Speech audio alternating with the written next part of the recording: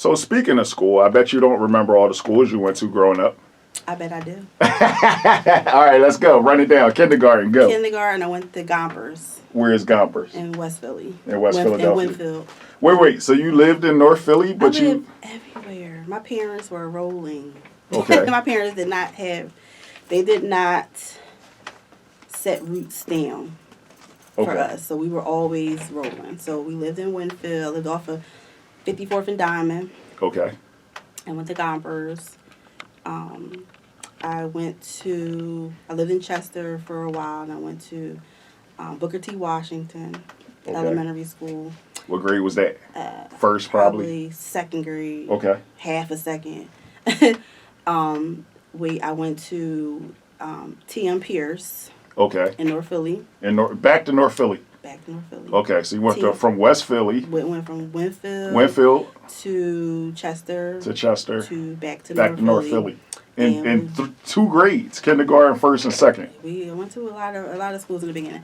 Then I went to T.M. Pierce, which is around the corner from where I lived. Okay. And then my mom, the moms on the block, it was the 80s. So we had Dr. Constance Clayton, which was like a big time superintendent black woman that everyone loved, but she was like about her business. Okay. And they decided to desegregate the schools. Okay. So meaning they would bus the children from inside the city to the Northeast. Okay. And it was like this desegregation program or something. Right. So or busing for short. Busing. That's how right. So the neighborhood referred to it. Yep. So ironically, we lived at like 27th and Allegheny. My grandmother had a house up there. We lived there. Then we moved down to the street that I grew up on, which was Bonsall Street, down 23rd and Lehigh. My grandmother owned a house on that street.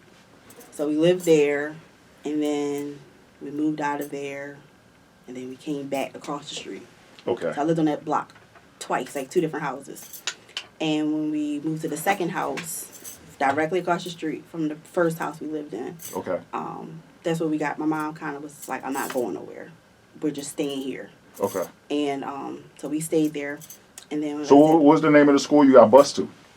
We got bused to the Northeast. So I went to S. Silas Cohen. S. Silas Cohen. Which was an elementary school. Okay. So I went there from about 3rd grade to 5th. Okay, so you graduated from there. Graduated from there. You went to middle school. Right, and my class was the first class so elementary school used to go to 6th grade. Okay. They decided to include the stop at 5th grade. So my class was the first class that was 5th grade. They graduated in 5th grade to go to middle school. So I started middle school in 6th grade, which normally you started in 7th. Really? Yeah. Okay. We had to start in 7th. So we were the first class to go in from 5th to 6th grade. Got it. So out of all your elementary schools, which one did you like the best, if you remember? I would say Silas Cohen. Okay. Because I spent more time there, and I made more friends there. Okay. And it was out the neighborhood. How long of a bus ride was it? It was about 45 minutes. Both an ways. hour. Yeah, and we had a bus matron named Miss Joyce and the bus driver Julio. We never forget, because it was like we were their children. Right. And everybody rode the bus every year. It was the same kids every year. And at the end of she would get up in the front of the bus. Oh, you had Miss Joyce for 3rd, 4th, and 5th grade. Yeah, up until we stopped riding the bus. Right. And she did not play. She would say, I got rules and regulations. Okay. And she would, we used to sit on the bus like this all the way up to Northeast. And turn and talk to nobody. We had to sit like this. Okay. And she was serious. And the reward was at the end of the school year, we would have a pizza party. She would take us to the park. Our parents had permission. She gave permission slips. They would give her money. No, she treated. I think her and the bus driver, Julio, they would they took us, and if you were good, you made the pizza party. If not, they dropped you off home, and then So the bus came right in front of your house to pick you up? Right around the corner. Oh, around the corner. Yep, right around the corner. Right in front of our previous elementary school.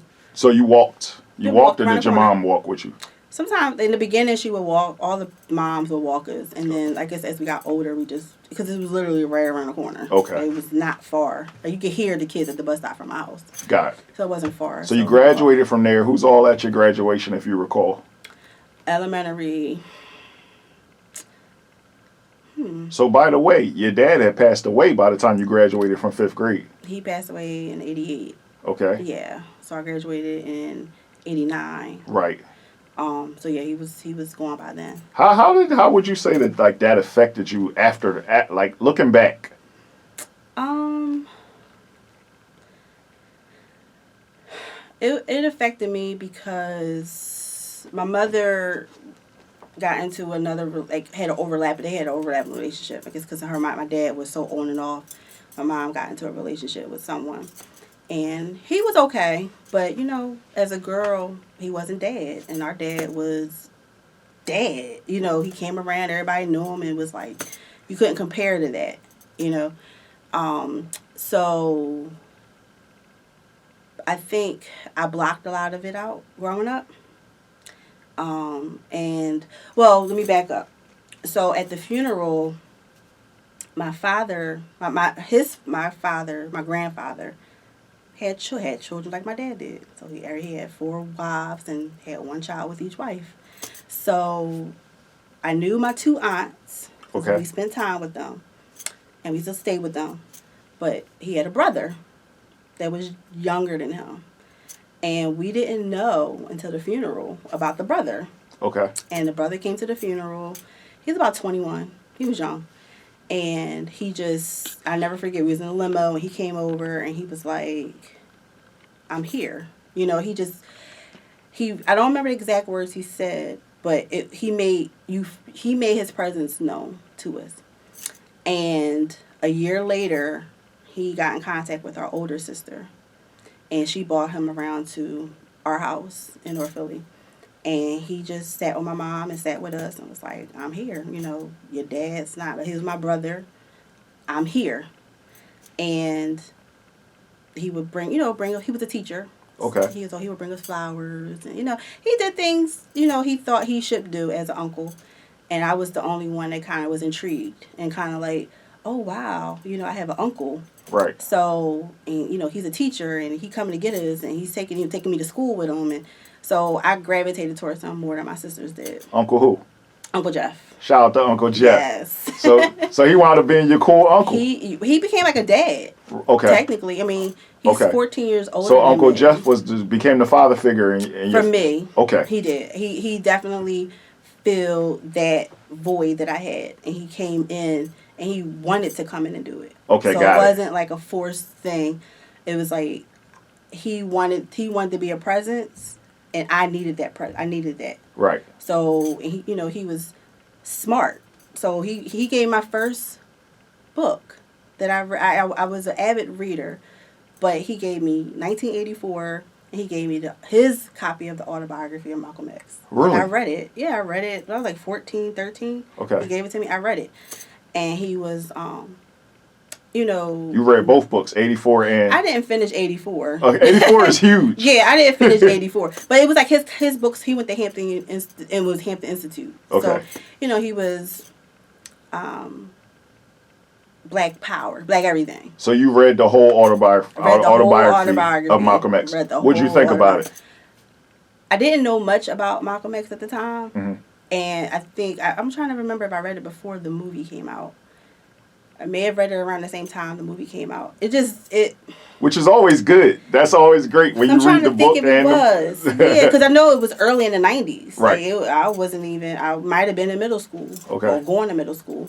But I don't know. It just, it piqued the interest in learning about our people. And like, I remember just always gravitating towards Black stuff. Right. After that, and wanting to know more about Black stuff, and just especially going to an all-white school. Okay. You saw the difference. Got it. You felt the difference. Like, you was able to play, because like in elementary school, a lot of the kids, they were friends with them, but they can go home for lunch. So you like, can I come with you? Oh, my mom don't want you to come. Really? Yeah, told. And it wasn't, I don't think, like, I hear stories about people say about the racial overtone. Right. And, like, they felt like they wasn't wanted. No, it was with a smile. So you just was like, oh, okay, they just don't want me coming over. You didn't realize it because you were Black. Right. It was just, but then you'll see the other kids being picked up by the same mom, and they go home. So, when you look in retrospect, you're like, oh, I see what that was. But being younger, you think it's just because you're not from the neighborhood or they don't know you. Right. But it really, it was Northeast at the time was very segregated and very racial. Okay. So, but you went to school and then you went home. There was no hanging out up So here. you never experienced any direct racism?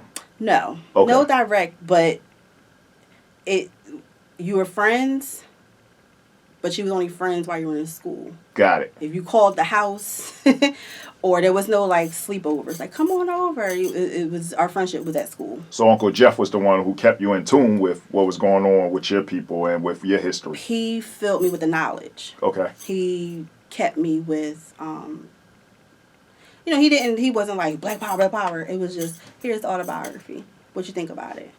And he just kind of guided me. If I had questions, he would answer them, or he would tell me things that he did when he was in college.